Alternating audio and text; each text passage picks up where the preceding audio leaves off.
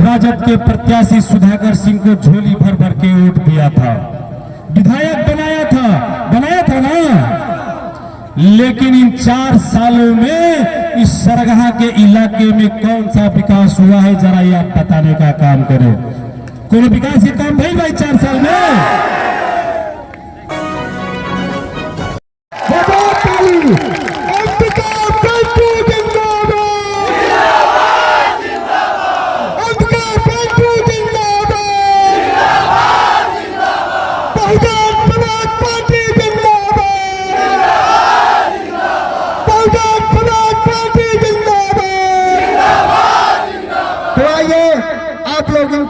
संबोधन को आप ध्यान से सुने। धन्यवाद। नुआ प्रखंड के बहुजन समाज पार्टी के प्रखंड अध्यक्ष हमारे बड़े भाई रमेश राम जी, सबके एक स्वर में जय भीम, जय भीम, जय भीम। आज नुक्कड़ सभा चंडेश चौक पे इस कार्यक्रम के संचालन करता हमारे भाई रमेश जी और कैमूर जिला के जिला अध्यक्ष छोटेलाल राम जी, हमारे भाई राजा खां जी, और इस मंच पर उपस्थित हमारे पिता शाहबाद के आन बान शान गरीबों मजलूमों के रहनुमा, हमारे पिता अभिभावक मार्गदर्शक राजनैतिक गुरु आदरणीय अंबिका यादव जी के चरणों को प्रणाम करते हुए इस मंच पर उपस्थित हमारी बहन रेखा खरवार जी, हमारी इस मंच पर उपस्थित पूर्व मुखिया अशोक यादव जी, हमारे बड़े भाई हीरा यादव जी, पूर्व मुखिया मोहन राम जी, पूर्व ब्लॉक प्रमुख राणा प्रताप जी, हमारे भाई महेंद्र राम जी, इस मंच पर उपस्थित आशीष पांडे जी, अभी पार्टी ज्वाइन किए पप्पू जी, और इस मंच पर उपस्थित हमारे भाई दिल्लानगर जिला पंचायत आंसू जी, और इस मंच पर जितने भी नौजवान उपस्थित हैं, धुरियार हैं, गुड्डू हैं, चंदन यादव जी हैं, राजेश प्रजापति हैं, हम तमाम इस मंच पर हमारे राम इकबाल भाई हैं, सबको हमारे डॉक्टर साहब हैं, मुखिया जी हैं, अकबर जी हैं, हमारे मुखिया सिसोड़ा पंचायत के दिनेश यादव जी, एवं इस मंच पर उपस्थित जितने भी अभिभावक हैं, एवं मंच के नीचे जितने भी हमारे भगवान रूपी जनता है, अभिभावक हैं, पिता तुल्य गार्जियन है, नौजवान साथी हैं, माताएं बहनें हैं, आप सबका मैं चरण छू के प्रणाम करता हूं, जय भीम कहता हूं। यह इलाका जहां हम लोग एक कार्यक्रम कर रहे हैं, इस इलाके को सरगहा बोला जाता है। तो मैं सरगहा से आए हुए जितने भी हमारे भगवान रूपी अभिभावक और जनता है, आप सबको भी मैं प्रणाम करता हूं, सलाम करता हूं। साथियों, आपका भाई, आपका बेटा सुश्री बहन कुमारी मायावती जी ने आशीर्वाद देकर भेजा है आपके भाई, आपको बेटे को। बड़ी आशा और उम्मीद से आपके भाई, आपको बेटे को उम्मीदवार बनाया है। इस रामगढ़ विधानसभा की अगर कोई लड़ाई, पिछड़ों दलितों की जो लड़ाई 2020 में हमारे अभिभावक अंबिका यादव ने जो लड़ाई लड़के एक रेखा जो खींची है, उस रेखा को कभी मिटने नहीं देना है, कभी मिटने नहीं देना है। और यह लड़ाई सिर्फ अंबिका यादव, पिंटू यादव, छोटेलाल राम की नहीं है, ये लड़ाई इस रामगढ़ विधानसभा के सर्व समाज की लड़ाई है। क्योंकि इस रामगढ़ विधानसभा में एक ही समाज के लोग, मेरे भाई 2 मिनट में सभा खत्म हो जाएगी। ए सिपाही जी, सिपाही जी 2 मिनट का बात है, ठीक है? आप उधर ध्यान मत दीजिए।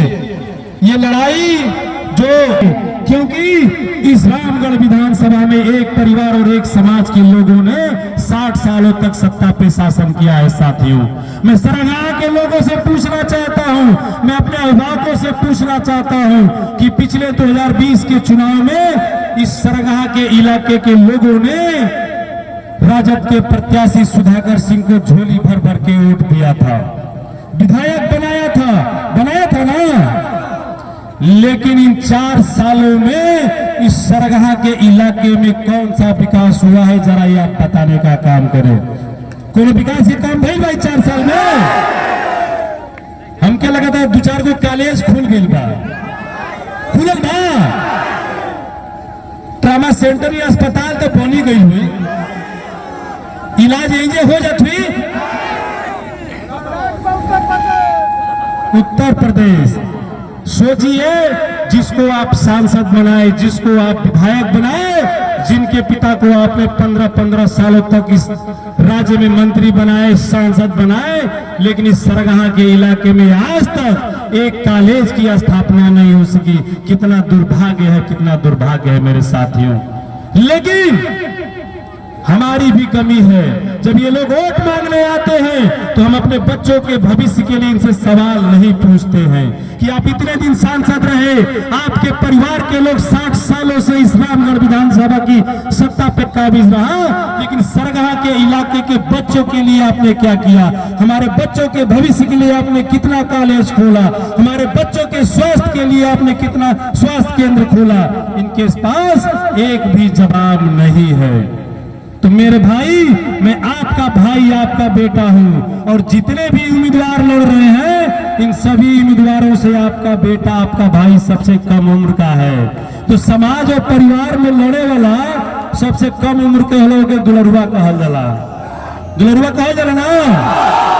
तो हम आप लोग का दुलरुआ है, लेकिन इतना जरूर कह देना चाहता हूं कि इन दोनों भ्रष्टाचारियों से आपका दुलरुआ बेटा, आपका भाई ज्यादा पढ़ा लिखा और ज्यादा काबिल है। इस मंच के माध्यम से कहना चाहता हूं।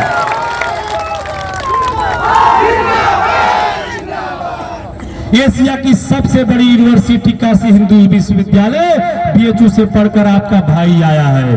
आपका भाई 2 विषयों से एमए किया है।